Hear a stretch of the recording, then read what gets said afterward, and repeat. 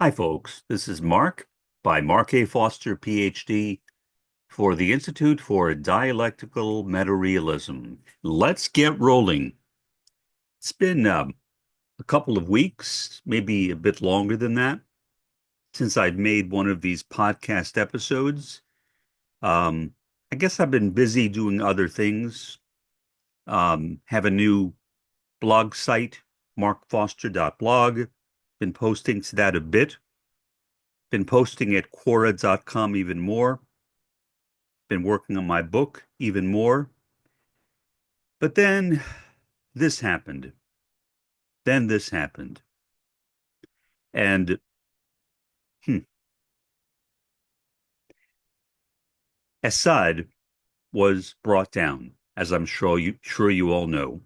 Assad was brought down by Israel. No surprise there.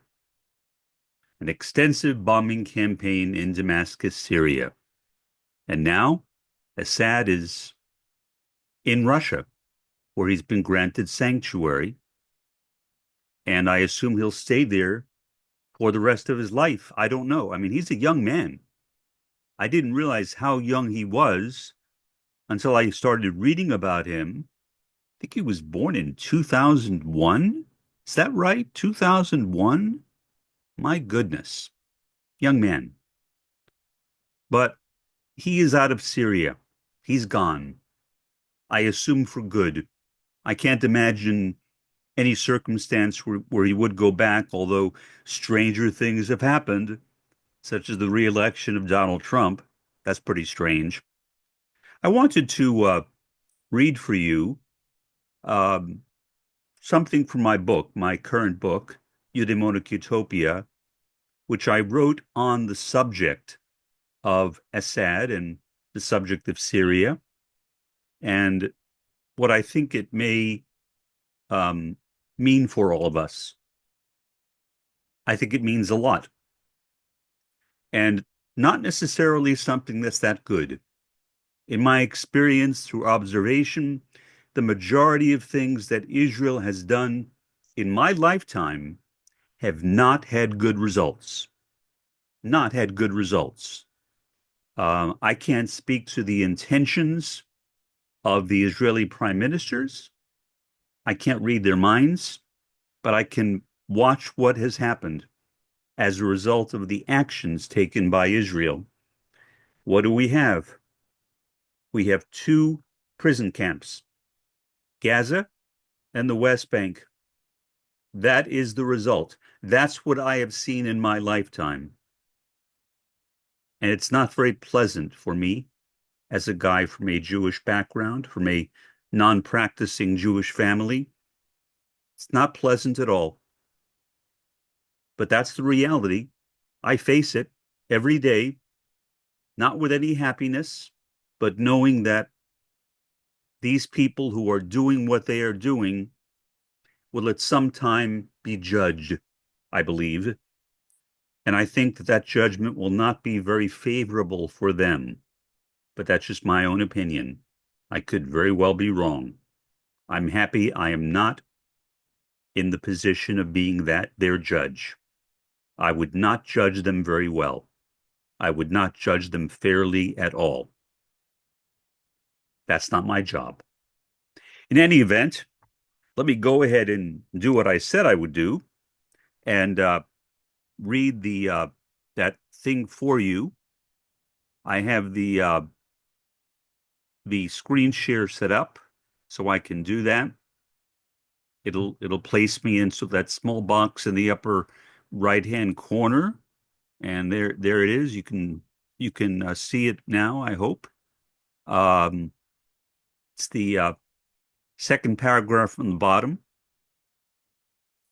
Yesterday, December 12th, 2024, following Israel's extensive bombing campaign on Syria, Sūriyā in Arabic, the government collapsed. The now former presidents of the country, Hafez Bashar al-Assad, born in 2001, was given sanctuary in Russia. If the American empire's track record continues, and certainly Israel is a part of that empire, and I'm not implying the amateurish determinism of history repeating itself, a post-Assad Syria could either replace him with an individual of similar temperament, or conditions might get worse. Obviously, there is no way to perform historiography in advance. There is no way to write history and do historical research in advance. The course I took while working to earn my Ph.D., which was in sociology and history, historiography and historical methods, taught me that much. The empire, though talented in bringing down governments, has not been spectacular in facilitating the formation of new ones. At this moment of massive imperialist and capitalist contradictions, it is, perhaps to emphasize the obvious, inopportune, inappropriate, bad timing for a head of state being forced out in a coup. The Great Unraveling, a term I have overused since my teens, will likely accelerate more, even more. In fact, I thought I coined that term, and I may have been the first person to use it, but later I saw other people were using it too. I don't think they got it from me. I think it's a pretty catchy term that many people would come up with on their own. I thought of it, I think, when I was about 13, 14 years old, and I've used it incessantly. So that's basically what I wanted to read for you, and then we'll go back to me in full screen. I don't know what to say about that other than what I've said. This is a very dramatic event. Obviously, Israel was planning for this for a long time.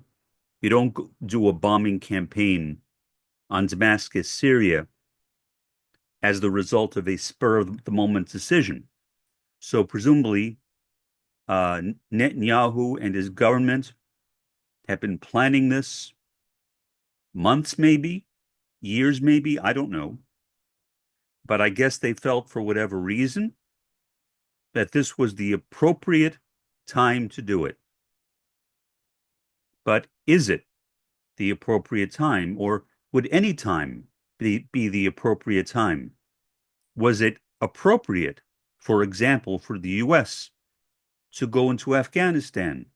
Was it appropriate for the U.S. to go into Iraq? I don't know. I will leave that question for you to answer. Was it appropriate for Israel to go into Syria? Well, Israel has a habit of being the bully on the block in greater West Asia, the Middle East. And so it's certainly not a surprise that Israel did what it did. But is it good? I don't think so. I mean, Assad was certainly no angel. Neither was his grandfather, for that matter. He was not a perfect man. He made a lot of mistakes. He was a bad leader in many respects. He could have been better. I don't know if he was capable of being better. I have no idea. So I'm not necessarily sad that Assad is no longer the president of Syria. I don't really care one way or the other. Those things don't really matter to me. My concern is what will happen now. And considering the fact that there are so many problems in the world, whether in Gaza, whether in Lebanon, whether in Iran, whether whatever. And you know what? In West Bank, all the problems I mentioned were caused by the Zionist entity, Israel. How interesting.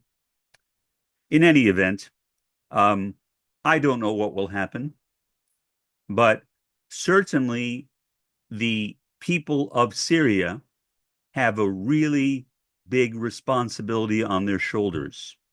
They need to find a new leader, a new president, or form another kind of government.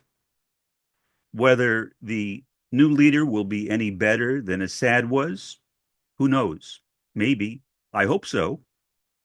I always wish well for countries that they have good leadership. I don't think that really matters ultimately because the contradictions in capitalism are so intense. I don't give the present system, the capitalist world system, that much more time. So, in a way, it does not matter because of the state of the world, but more immediately in the lives of average Syrians, it certainly matters. I know that if I were living in Syria, if I were a Syrian, most likely, most likely, I would care about what just happened in my country, and I would want to help to make sure that the successor to Assad is better than Assad, or at least not worse.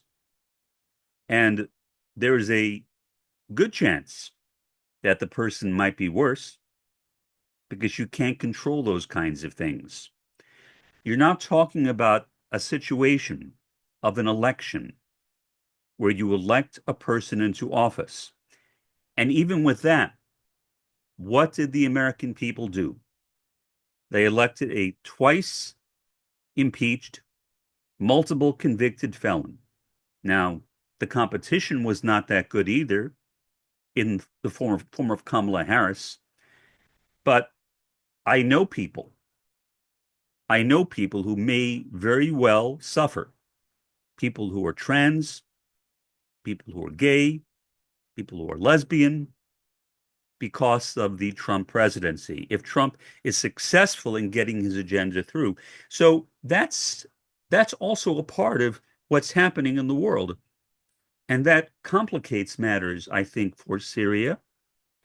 Whether Syria can find some way around it and is able to, I guess, locate a particular person that would be an effective leader, president, prime minister, whatever, king, queen of that country,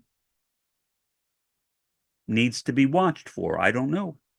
I hope so for the people of Syria, even if it's only for a short time.